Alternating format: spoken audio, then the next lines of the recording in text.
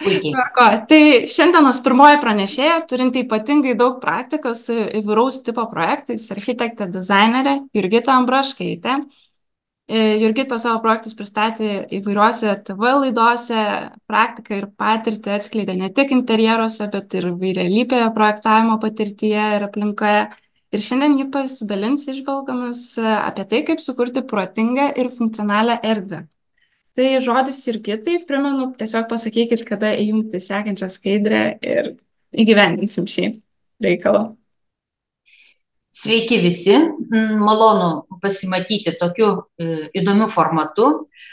Truputėlį noriu papasakoti pradžiai, kas mes, kodėl mes ir iš kur mes. Esmė yra tame, kad projektuojant interjerus, pastebėjau, kad labai svarbu, jog būtų rimtas, tikras specialistas. Ta prasme, mes, būdami architektai, matom ne tik, reiškiasi, patį planą, bet matom visą tūrį. O tai yra labai svarbu teisingai, funkcionaliai susidėliojant erdves. Atrodo, kai tu žiūri į paprastą brėžinuką, tarsi viskas tvarkoj. Bet labai svarbu atsižvelgti ir į pastato orientaciją, ir į pastato, reiškiasi, išdėstymą, į visas tas smulkmenas, kurių tu nematai žiūrėdamas tik tai planą. Dar studijų metais mes buvom įpratinti, kad būtinai reikia važiuoti į vietą, būtinai reikia žiūrėti objektą, būtinai reikia įsijausti į aplinką. Tai yra architekto požiūris į tai, kas tave supa. Dabar aš norėčiau pamatyti pirmą skaidrę ir papasakosiu, kodėl mums taip svarbu įsigilinti į visą aplinką. Normaliam būstui, šeimai, atrodo, reikia visų tų paprastų dalykų, kaip valgomo stalo, kokybiškos virtuvės, sandėliavimo, pasidėjimo, aplinkos, apšvietimo, visų tų niuansų, kurie mus supa kasdieną. Buto ir namo vidaus įrengimas truputėlį, aišku, skiriasi. Vėlgi, viskas priklauso nuo mūsų finansinių galimybių, nuo mūsų norų ir ką mes galim savo leisti. Planavimas ir dar kartą planavimas. Taip kaip visi nekilnojamo turto agentai aiškina, kad location yra labai svarbu, mums yra labai svarbu tiesiog teisingai viską susiplanuoti. Dabartinės mūsų gerbūvio, mūsų vidaus interjero įrengimo tendencijos yra labai, aš sakyčiau, teisingos. Mes nebeapsikraunam bereikalingais daiktais, mes nebeprikaupiam bereikalingų visokiausių papildomų trukdžių. Kiekviena šeima, kiekvienas žmogus, asmuo susikuria būstą eigoje. Šioje situacijoje mes matom, kaip yra svarbu išdėstyti teisingai apšvietimą, kaip svarbu paskirstyti ne vieną, ne dvi ir ne tris zonas. Šiuo atveju čia matom sujungtą visą pašvietimą, matom, kad baldai, tolumoje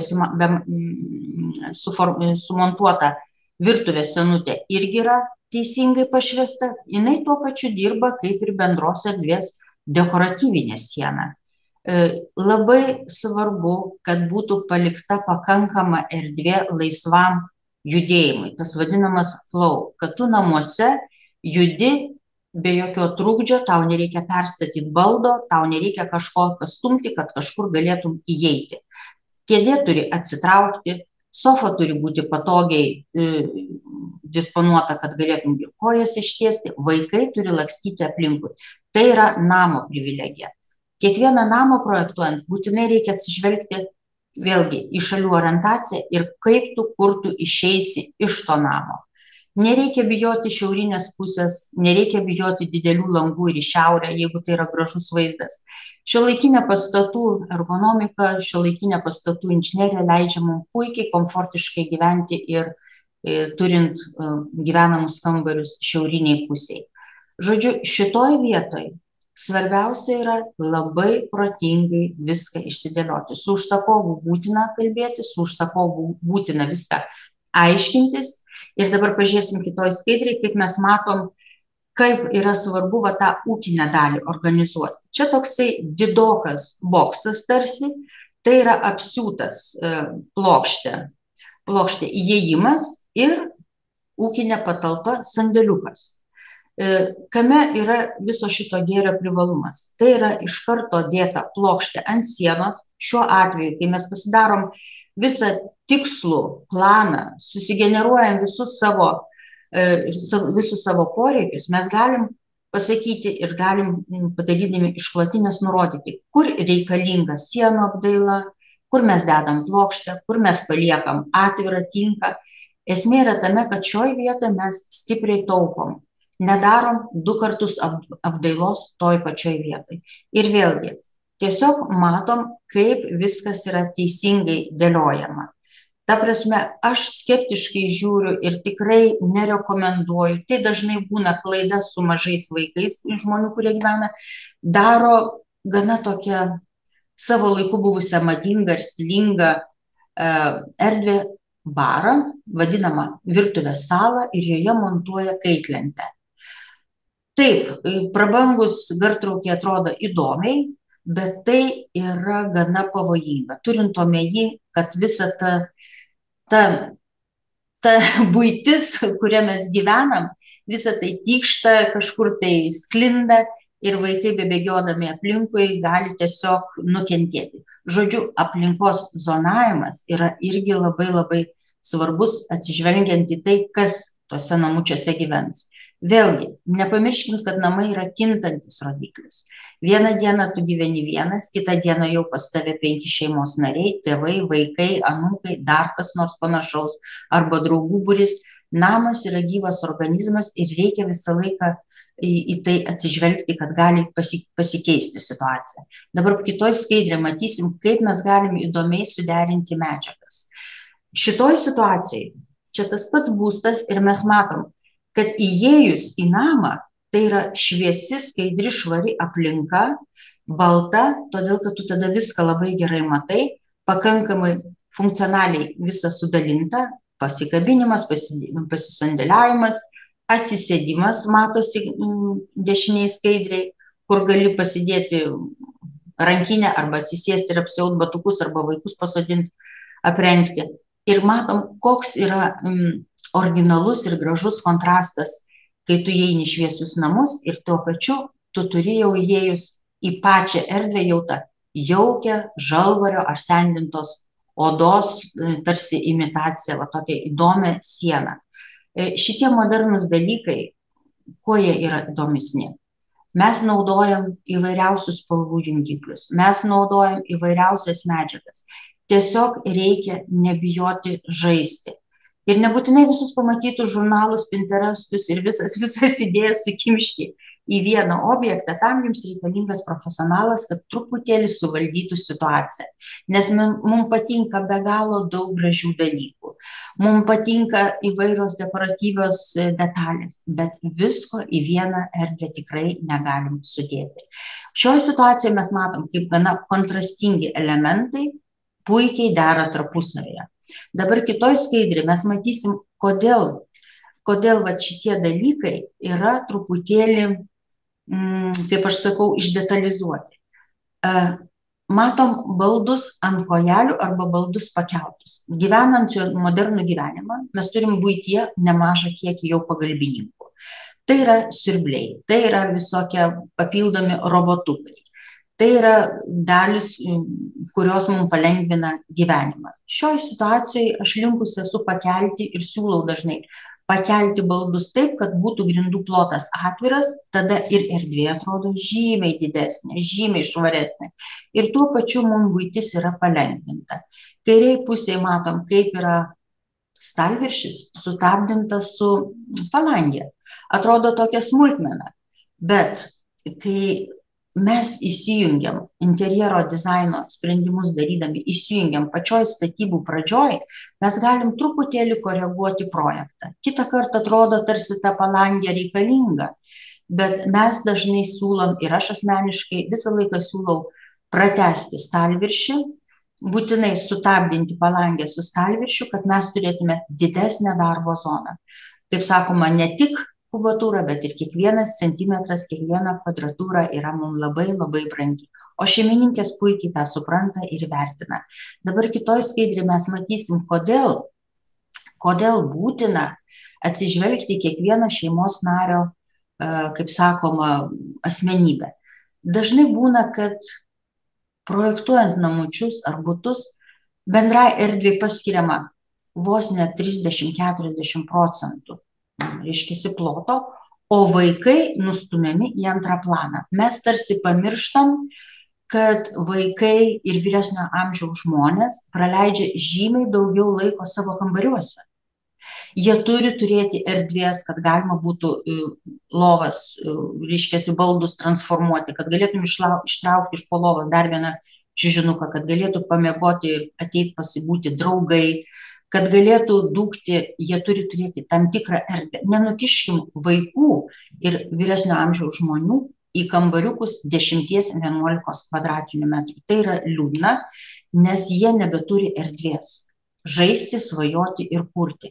Nebijokim 2 aukštų lovų vaikų kambariuose, nors šiuo metu pas jūs, tarkim, vienas vaikas, bet niekada nežinai, kiek draugų gali ateiti į svečius. Dabar kitoj skaidrėje mes matysim, kaip puikiai galima truputėlį pažaisti ir su vidaus apdaila, ta prasme formomis, nes aš atsimenu savo dėstytojo Algimanto Nasvyčio žodžius: nei viena katė nevaikšto kampais, nei vienas debesiukas ar jūros banga neina kampu. Taip ir mes, jeigu lubose suformuojam kažkokią bangą ar plastišką liniją, tai tik tai yra erdvė mūsų svajonėms, o vaikai yra besiformuojančios asmenybės ir jiems reikia palikti lauką svajonėms. Ne viskas turi būti kvadrate.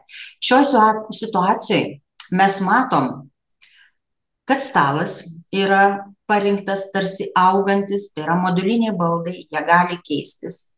Mažas vaikas auga, turi augti ir stalas, turi augti ir baldai. Šioje situacijoje mes matom, kad apšvietimas yra vėlgi 3, 4, 5 pozicijų. Tai yra būtina, kad galėtum susikurti tam tikrą atmosferą, atsižvelgiant į dienos ir gyvenimo ritmą.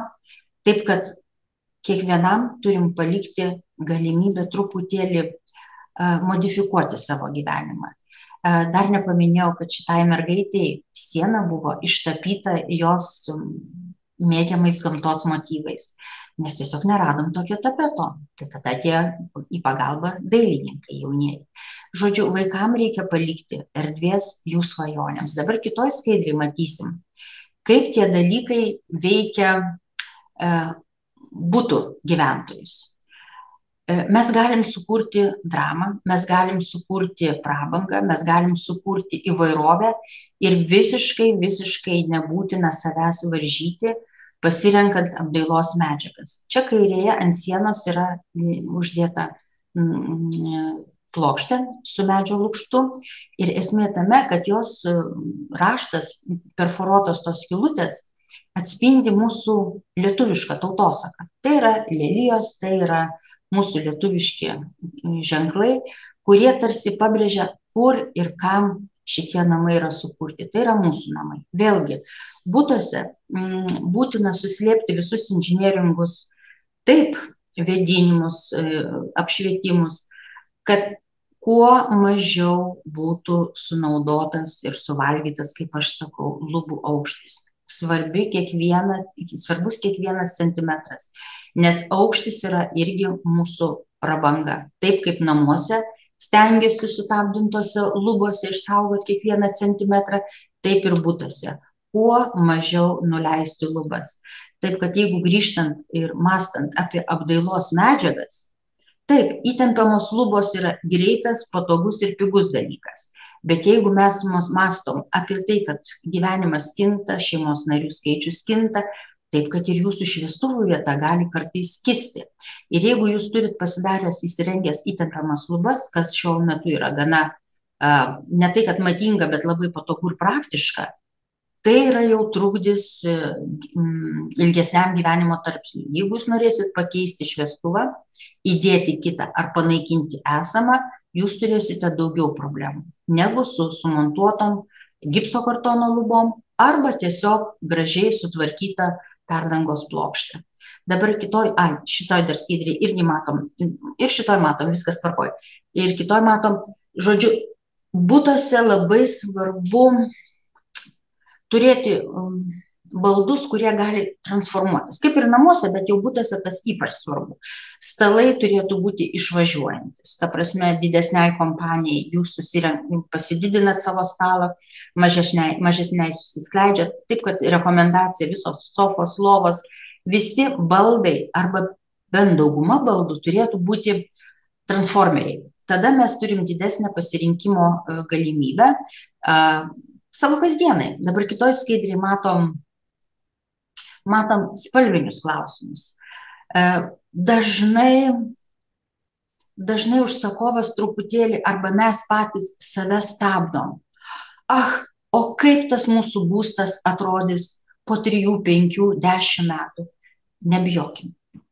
Visada gali sieną perdažyti, visada gali baldą pertraukti, nebijokim įsileisti spalvos į savo namus. Ir šioje situacijoje mes matom, kaip ramus, švelnus fonas dirba puikiu reiškės, puikia užsklanda mūsų ryškiai jūros tokiai ultramariniai spalvai. Taip kad jeigu galvojam apie spalvas, žaiskim. Tas yra labai svarbu ir mūsų suaugusių gyvenime. Dabar jeigu pažiūrėtume į kitą skaidrę, mes matom tą amžiną klausimą, dilemą. Kiek ir ko palikti statybose, iš statybų gauto kraičio palikti gyvenamoje erdvėje. Šioj situacijai mes matom paliktas betoninės lubas. Atvykus į aikštelę aš pamačiau begalinio grožio atspaudą medžio rievių, reiškiasi po klojinių.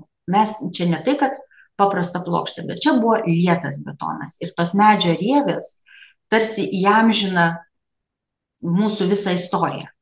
Ir pasiūliau užsakovui palikti tą betoną. Aišku, jisai buvo nuvalytas, gruntuotas, impregnuotas, viskas tvarkoja. Niekas ten nebyra, niekas ten nedulka, bet tuo pačiu metu naujas būstas jau turi tarsi savo istoriją. Matom, kad tai yra modernus pastatas, šiuolaikinis interjeras, viskas tvarkoj, bet tas lubų lopinėlis mums jau duoda tarsi istoriją. Ir vėlgi, mes sutaupom, mes išlaikom maksimalų aukštį, kas yra labai svarbu šiuolaikiniam būste, nes butai pas mus po truputėlį mažėja, butai pas mus po truputėlį darosi ekonomiški, kasdienai gyvenamai, ir tada šiuo atveju mes turim tą aukštį, kuris duoda jau truputėlį tarsi ir prabangos įspūdį.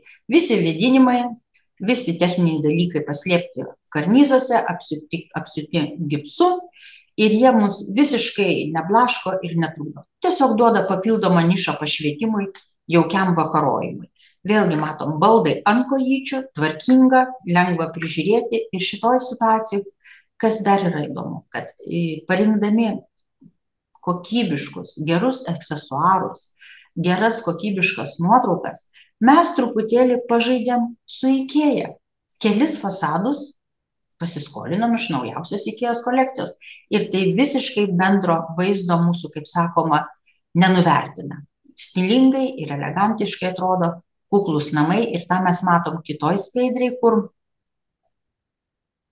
kur šitose detalėse atsispindi ir planavimas bei zonavimas. Visas koridorius buvo paskirtas spintoms. Mažam būste, ar tu ten praeisi 1,40 m ar 1,50 m pločio koridorium, ar tu 40-50 cm atiduosi spintai, didelio skirtumo nesudaro.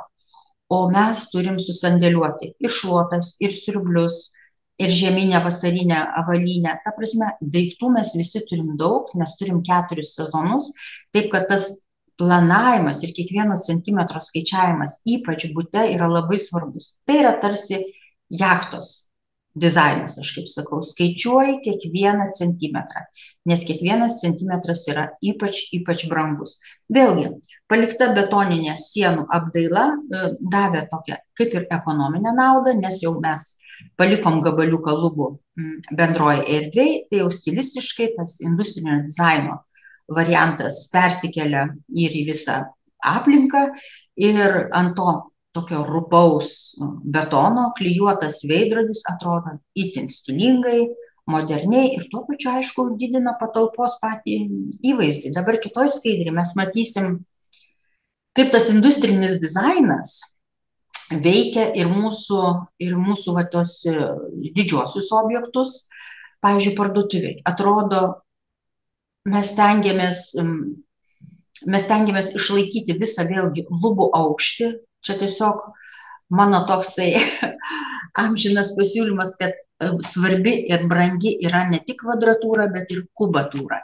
Tai tam visam lubų aukštį, aišku, buvo palikta visa inžinieringo sistema, kas mums buvo reikalinga. Tai apšvietimas, vėdinimas, šildymas, viskas, kas mums reikalinga. Ir tuo pačiu metu mes susisvajojam ir pasodinam tikrą lauramedį parduotuvės vidury, kuris turi atskirą savo laistymo sistemą ir atskirą savo pašvietimą reikalingą tam augalui augti, nes tai yra gyvas medis. Ir šitoj vietoj vėlgi kažkoks atsiranda tarsi kubas kube, tai yra daržovių namelis, kuris turi dulksną, kuris turi savo atskirą teritoriją. Dabar kitoj skaidrėje matysim dar aiškiau, kodėl taip yra padaryta. Va toj spintelė po bananais, taip gražiai pasakysiu, ten yra vandens siurblys. Vėlgi, visada geriau ilgiau laiko paskirti svajonėms ir planams ir išsigryninti idėją, išsigrynint konceptą. Mes šitoje vietoje turėjom pamastyti, kaip ir kur sumontuoti vandentiekį, kaip sumontuoti siurblį, kaip sumontuoti ir kaip sugalvoti, patalpinti visą tai, neužgožiant bendrų patalpų.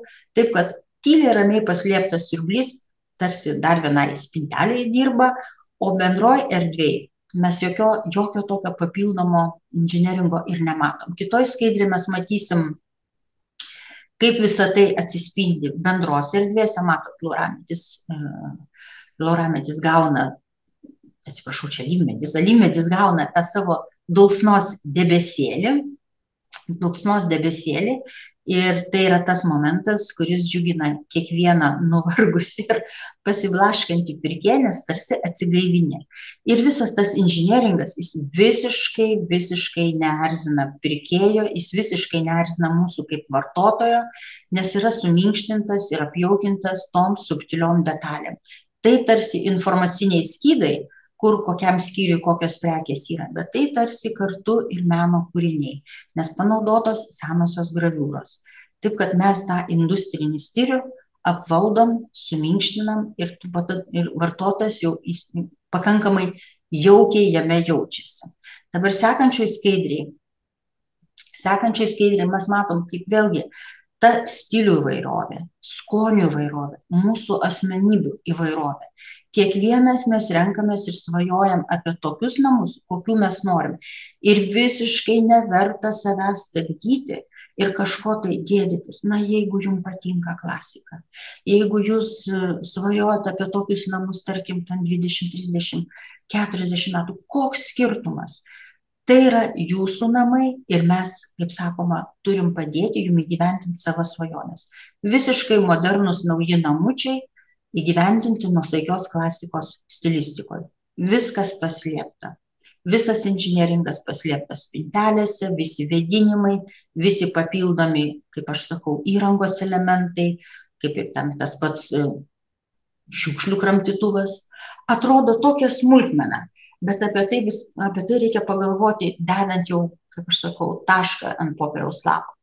Juk kiekvienas elektros įvadas, kiekvienas jungiklis ar kiekvienas taškas turi savo prasmę. Visada mums trūksta elektros jungiklių. Visada trūksta rozečių ir visą laiką dar vienos rozetės trūksta. Kaip tu bedarytum, kiek tu bedarytum, visada trūksta dar vienos rozetės. Mes tą matom kitoj skaidrėje irgi puikiai, kaip vat mūsų visas suslėptas inžinieringas, suslėptas vėdinimas atrodo jaukiai ir elegantiškai va šitoj baldinę plokštę apsitoj sienai. Vėlgi, mes šitos sienos visiškai neapdirbom, nereikėjo tų 8 prisilietimo prie sienos. Vėlgi, jeigu mes kalbam apie klaidas ir tuos niuansus, kokius mes patiriam praktiniam gyvenime. Reikia labai tiksliai pasiplanuoti, labai tiksliai pasigalvoti ir suskaičiuoti, ir paklausyti specialistų, kai sako, šitą sieną palikit ramybėj. Mes tikrai sutaupysim daugiau, dėdami natūralaus lukšto plokštę ant sienos. Kai duris užsidaro, čia yra 2 miegamieji. Ir kai duris užsidaro ir ramybės būsenoje tu žiūri filmą, pas tave tai yra tarsi TV senutė, visiškai rami, neišsiskirianti ir tuo pačiu metu jūs sutaupėt 8 kartus prisilipimo prie sienų. Tai yra kas?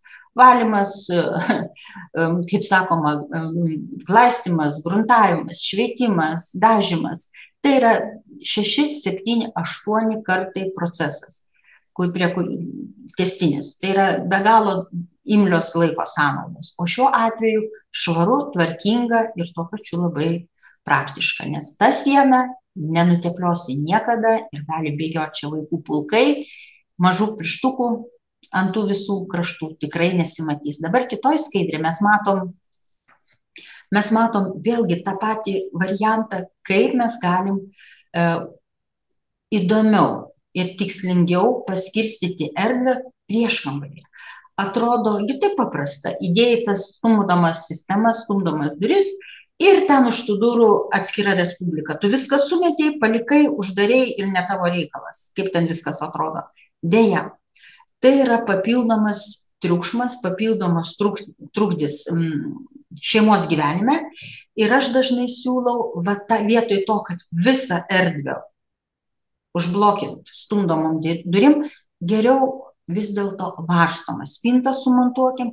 Visas sienas šiuo atveju mes klijavom vėlgi plokštę, kuris stilingai perėjo į virtuvės apdailos plokštę. Čia tas pats objektas ir dabar matosi čia dešinėje pusėje kažkokia tarsi išsikišusi spintelytė. Tai buvo ventiliacijos šachta ir pamatėm, kad ten viduje dar yra 8 centimetrai. Visumoje ta spintelė, durelės atsidaro, visumoje ta spintelė yra 12 centimetrų gylio. Atrodo smulkmena, bet kaip yra patogu. Visi raktai, visos smulkmenos, batų šepečiai sukabinti. Tai yra kiekvienas centimetras yra išnaudotas. Ir sekančioj skaidriai mes matom, kaip tai atrodo įsižiūrėjus iš arti. Koks yra subtilus ir kokybiškas mūsų meistrų darbas, kaip viskas gražiai suvesta, kaip viskas dera tarpusavy. 2 skirtingi plokščių gabalai. Ta plokštė turi net savo pavadinimą dizaino labirintas. Ir pasižiūrėkit, kaip gražiai suleista ir suvesta. Ir tie pjūviai turi savo prasme. Ir tos spintelės turi savo prasme. Žodžiu, nebijokim žaisti buityje, nes mes esam labai skirtingi. Ir tiesiog kalbėkit ir pasakokit savo architektams, savo interjero dizaineriam, apie ką jūs svajojat, ko jūs norit, ko jums reikia. Nes vien tik tai tas ekonominis skaičiavimas, kas yra praktiška ir patogu, ne visada duoda geriausią rezultatą. Aš visada skatinu užsakovus, visą laiką skatinu žmonės daugiau svajoti, nes tai išsigrynina į tikrai neblogą rezultatą. Na ir sekančioj skaidriai mes matom, kaip gali žaisti spalvos lygioj vietoje. Elementari lovos atkaltė, kuri atrodo tarsi samana, tapetas, kuris primena mūsų lietaus nuvarvėtus tos lašus ant lango. Tai yra mūsų savastis, mūsų identitetas ir mūsų kodas. Ta prasme, jūs žaiskit su spalvom, o mes jums padėsim. Taip kad, manyčiau, pradžiai yra tiek. Aš tik tai noriu priminti, kad šiuolaikiniai medžiagų įvairoviai svarbu nepasiklysti. Mes galim dabar dėti tapetus ir dušo kabinoje. Jie yra pakankamai modernus, kokybiški, impregnuoti ir atsparūs. Mes galim palikti baltas sienas visam būste, visiškai to nebijodami, kad oi, o kaip čia taip viskas balta, todėl kad aplinka žaidžia, mes žaidžiam, mūsų daiktai žaidžia, gėlės, augalai, knygos, detalės. Mes galim palikti ryškias spalvas, mes galim nenaudoti spalvų. Žodžiu, mes esam patys savo gyvenimo šeimininkai, tik nebijokim apie tai prabilti.